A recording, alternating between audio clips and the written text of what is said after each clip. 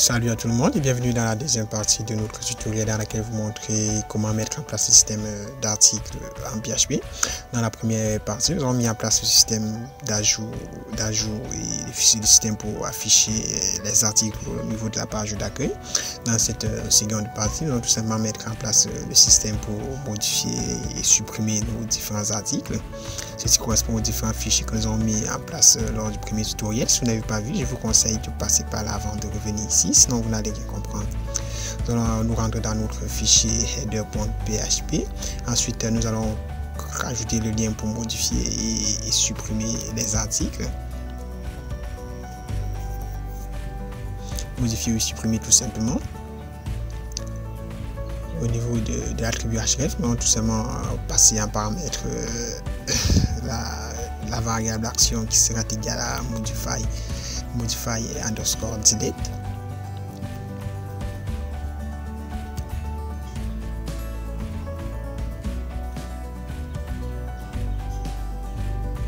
Si on enregistre et puis si on clique là, vous pouvez constater qu'on est redirigé dans la page dans la même page, et puis au niveau de l'URL nous avons modify and delete. On va retourner dans notre fichier admin.php. Nous allons ajouter une condition elif $get action juste après celui d'envoi du formulaire. $get action est égal à modify and delete. Qu'est-ce qu'on fait? On affiche tout simplement, on ferme la balise PHP. Bref, on ne ferme pas. Qu'est-ce qu'on fait? On déclare tout simplement juste une variable $article pour afficher tous les articles présents dans la table $article. L'article est égal à $db prepare de select all from all article. All from all article. On sélecte tout dans la table all article pour afficher tout l'ensemble des articles. On exécute la requête.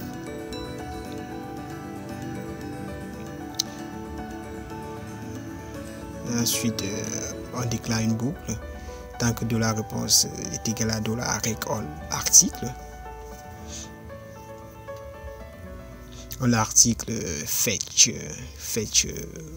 en passant en paramètre la méthode pdo.fetch obj pour retourner les objets.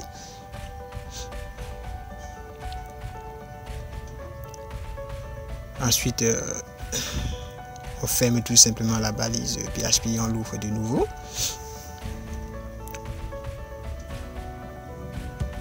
Ensuite, on va créer un tableau. On va afficher nos éléments dans un tableau. À ce tableau, nous allons tout simplement affecter une largeur de 100%.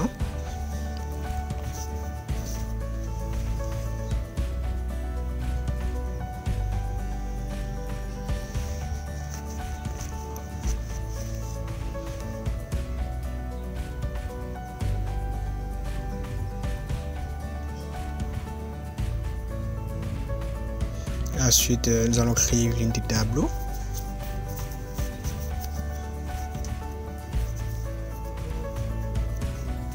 On va tout simplement afficher le titre de l'article.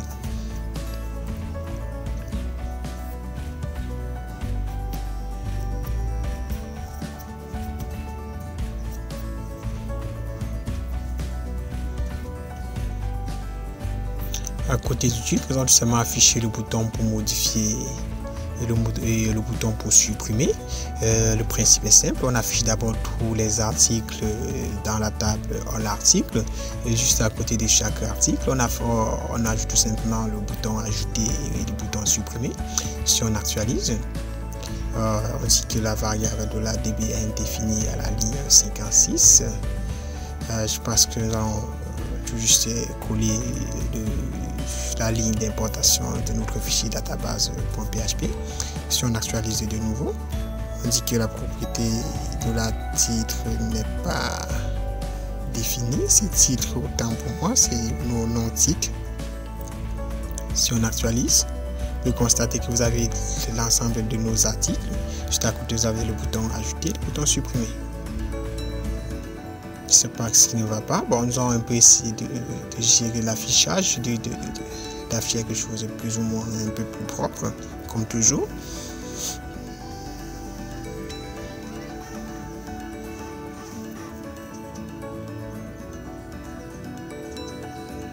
Je vais faire une erreur bête, c'est dans les TD que les différentes informations doivent être affichées, vu que une ligne de tableau en HTML c'est TR, il est différent et les colonnes sont représentées à partir de la balise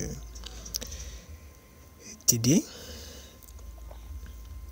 Que c'est déjà, bref, c'est déjà un truc, mais le problème c'est qu'à chaque fois ça crée un tableau. Nous allons tout simplement afficher l'ensemble dans un tableau et non créer un tableau HTML à chaque fois. Cela vous fermez la balise de PHP, ensuite vous l'ouvrez de nouveau et ensuite à l'intérieur vous entrez tout simplement un petit tableau. Nous allons créer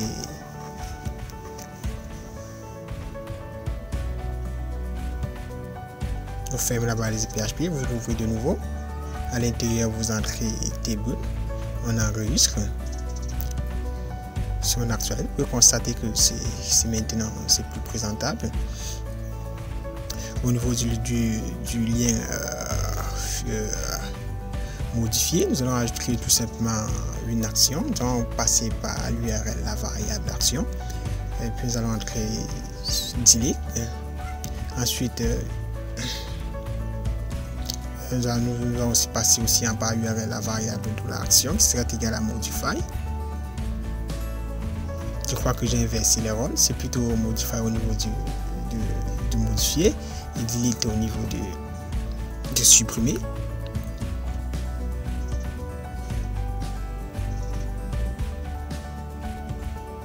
Et ensuite, nous passons aussi en paramètre l'identifiant du produit de l'article à modifier pour pouvoir nous repérer au niveau de la table.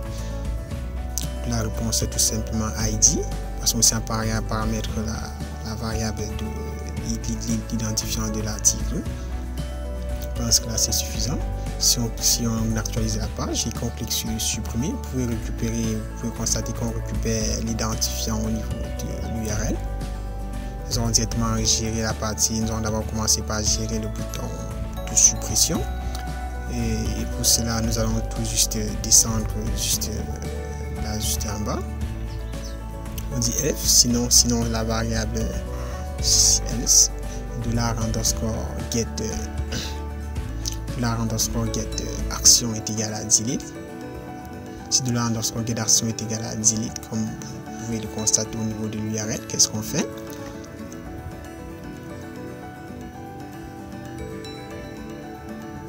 Égal à delete. On se connecte de nouveau à notre base de données. Ensuite, on déclare une variable $delete article.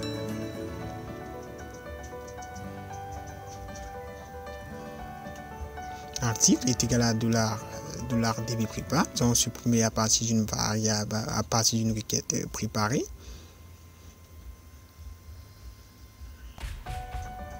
Prépare. Delete, tout simplement le code SQL. Delete from all article, on supprime dans la table all article. Where pour l'identifiant est égal à point d'interrogation. Ensuite, on exécute tout simplement la requête. Ensuite, on exécute la requête.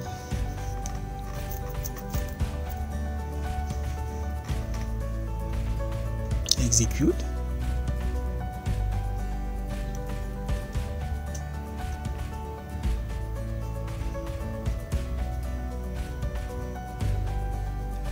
Et en passant paramètre $_get id. Et après la suppression, on est redirigé dans la page. Après la suppression, on est de nouveau redirigé dans la page administration.php. On est redirigé dans la même page. dans la page admin.php, action est égale à modifier en délai. Nous allons enregistrer et puis nous allons essayer de tester. Si on clique sur supprimer, je crois que l'opération n'a pas été effectuée, je ne sais pas le pourquoi. Si on actualise, l'opération n'a pas été actualisée, n'a pas été effectuée autant pour moi. On va tout simplement passer en tableau. Je vous vois mon erreur. Il fallait plutôt entrer l'information dans un tableau, entrer à rue. Si on clique sur supprimer, vous pouvez constater que l'élément a été supprimé. Et puis si on se retrouve au niveau de notre table, si on actualise, l'article a été supprimé. Je crois que nous avons, si on actualise aussi au niveau de l'accueil, vous pouvez constater que l'article a été bel et bien supprimé. Donc nous allons finir avec le bouton de suppression, puis nous allons passer au bouton modifier, elif. Passe au bouton pour modifier, elif $_get action.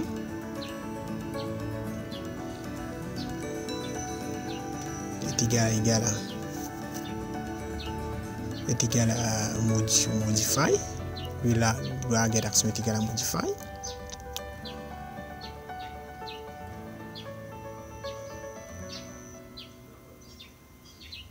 Égal à modify. On se connecte de nouveau à la base de données. Vous allez fermer la balise PHP. Ensuite, vous l'ouvrez de nouveau.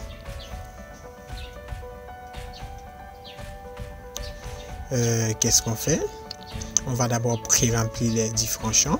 Et pour cela, vous allez copier le formulaire d'ajout d'article. On va pré-remplir les différents champs pour modifier. Pour que l'utilisateur puisse d'abord avoir le contenu avant de se mettre à modifier. Nous allons tout simplement retirer le champ de l'ajout du fichier parce que là ça ne nous servira à rien. Nous n'allons pas modifier le fichier, nous allons tout simplement modifier soit les titres ou le contenu de la news. Constatez quand on clique sur modifier, vous avez de nouveau le formulaire. Qu'est-ce qu'on fait? On va utiliser mon formulaire, on va déclarer, on va tout simplement déclarer une variable $requête juste au-dessus de notre formulaire. $requête en l'article de all value, c'est-à-dire $requête all value en temps pour moi. On se connecte de nouveau à la table, on sélectionne tout dans la table, all article. Dans la table en l'article, ouais, pour l'identifiant. L'identifiant est égal à $_get ID, c'est-à-dire la variable que nous allons passer par agréger, par URL autant pour moi. Ensuite, on exécute la requête.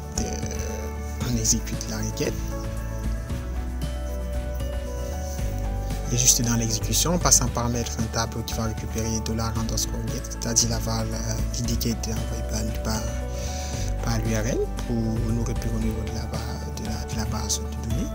Si on clique sur, on peut constater que tout cela, ça fonctionne. Ce que nous allons faire, nous allons tout simplement stocker les différentes informations dans la table, dans la variable de la réponse pour pré-remplir nos différents champs. La réponse est égale à $requête all value fetch. On passe à paramètre la méthode de PDO2.2.fetch obj pour retourner les tables, les objets.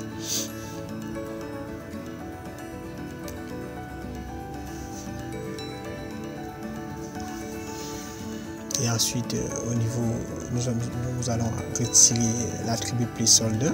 Nous allons le remplacer par value, c'est-à-dire on va d'abord pré-remplir les champs. Entrée PHP, écho, de la réponse, vous pré-remplissez avec le titre. Ensuite, au niveau du texte aria, nous entrons la description de l'article. Supprimez aussi le placeholder, puis vous entrez Valiant.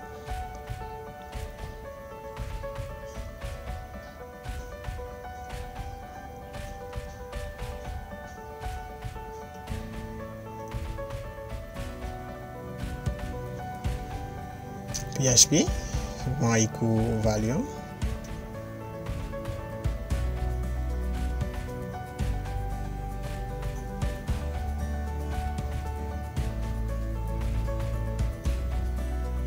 au niveau de valeur, vous sentez tout simplement écho de la réponse titre. Ensuite, c'est requiert pour rendre le champ obligatoire. Si on actualise, il y a une erreur au niveau de la ligne 79. Dit qu'il y aura de syntaxe à la ligne 79. ID tracé point d'interrogation autant pour moi. Si on enrichit et puis on actualise, vous constatez que nous avons pu récupérer le titre de la news. Pourquoi celui du texte ça ne marche pas? Je vois mon putain d'erreur. Il fallait plutôt entrer au niveau entre les balises de texte arrière au lieu de je sais pas. Alors vous allez forcément entrer le contenu. C'est le contenu autant pour moi. Vous actualisez, puis on actualise. Puis cela plus rien. Je crois que ce que vous avez d'abord d'ailleurs dit, il fallait tout juste rentrer le contenu dans la balle. Il fallait entrer dans la balise de texte arrière, à l'intérieur de la balise de texte arrière, mais non à partir de l'attribut valeur. Vous pouvez constater que déjà ça va, le champ a été pré-rempli. Là, l'utilisateur peut maintenant facilement avoir d'abord le résultat devant ses yeux avant de modifier.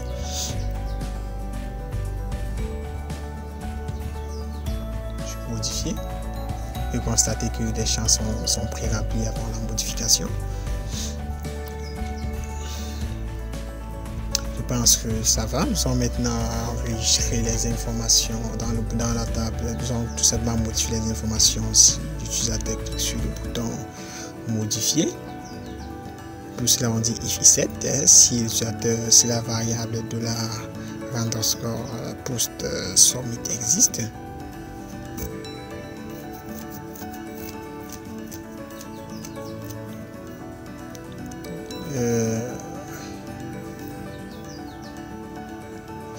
L'article update, on déclare une variable de l'article update qui sera égale à $db prépare. $db prépare, on update. Je vais créer avec une requête update article. On met à jour la table article. 7 différentes valeurs 7 on met à jour le champ titre valeur point d'interrogation. Ensuite on met aussi à jour le champ contenu dans notre table l'article et la point d'interrogation. Ensuite on exécute la requête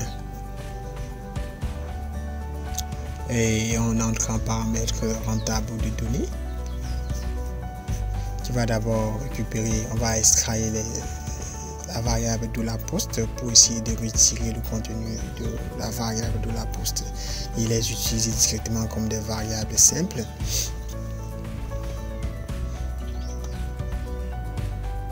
On passe en paramètre le titre de la titre. Ensuite on passe de la contenu.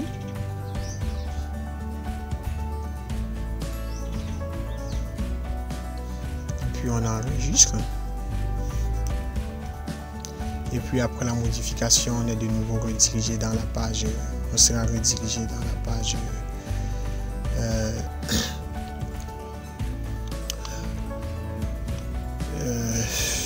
modifier et supprimer.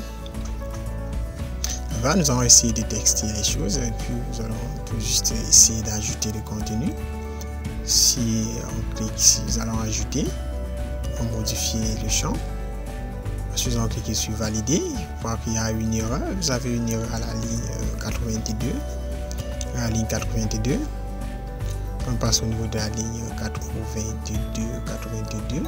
On voit mon erreur. Tu vas ajouter ouais pour ouais l'idée est égal à dollar égal à point d'interrogation. Ensuite on passe en paramètre aussi de la underscore id qui est récupéré à partir de l'URL. Je le rappelle très bien. La get id.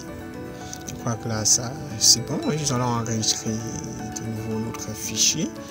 Nous allons enregistrer le fichier. J'essaie de vérifier s'il n'y a pas d'autres erreurs. De la contenu et Si on actualise, de nouveau il y a une autre erreur. L'erreur à la ligne 82, on dit la ligne 82.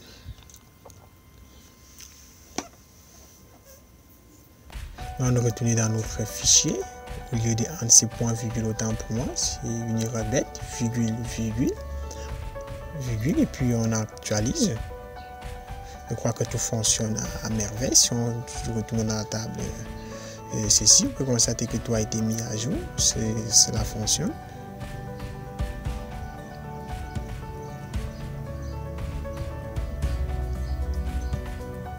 Cela fonctionne très bien.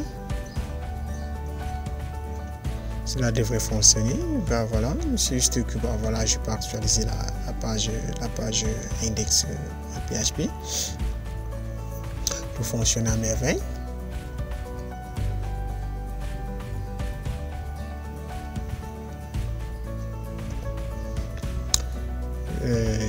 Je vais modifier de nouveau le titre. Je vais modifier le titre. Passer à mon titre, et puis je clique sur valider. Si on se retourne au niveau de notre page d'accueil et qu'on actualise, vous pouvez constater que vous avez maintenant mon titre. Si on clique sur plus, vous avez l'autre champ qui avait été modifié. Je crois que nous avons déjà brossé ce qu'il fallait faire dans ce tutoriel. Nous avons mis en place un système pour ajouter les articles, pour les afficher dans la première vidéo. Dans cette partie, nous avons mis en place le système pour modifier, pour supprimer les articles. Je crois que nous allons arrêter pour ce tutoriel. Pour essayer d'ajouter un peu les espaces pour avoir un contenu plus ou moins un peu propre, pour ne pas avoir quelque chose d'entassé. Je sais pas quoi dire, mais je crois que nous allons arrêter avec ce tutoriel. Tout fonctionne à merveille. Une fois de plus, merci d'avoir suivi ce tutoriel.